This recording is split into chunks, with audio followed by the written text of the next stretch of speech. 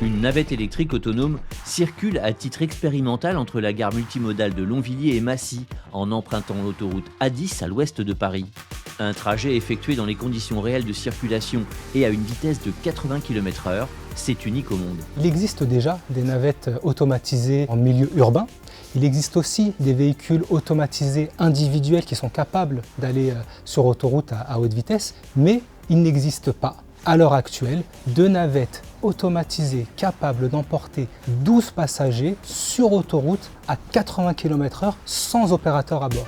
Cette prouesse technologique est l'œuvre de Vinci Autoroute, Savac l'opérateur de mobilité, l'université Gustave Eiffel et de Mila Group, un constructeur français de navettes autonomes électriques. C'est un vrai challenge parce que rouler vite dans un contexte autoroutier, ça amène un certain nombre de difficultés, particulièrement tout ce qui va être perception. Il va falloir faire des calculs plus rapides pour pouvoir réagir le plus rapidement possible.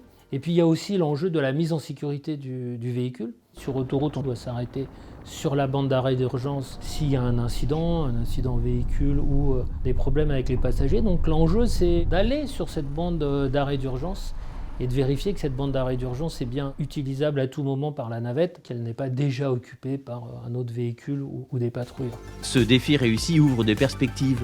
Demain, la navette électrique autonome pourrait compléter l'offre de mobilité à cet endroit, où les lignes de car express reliant Longvilliers à Massy ont fait leurs preuves.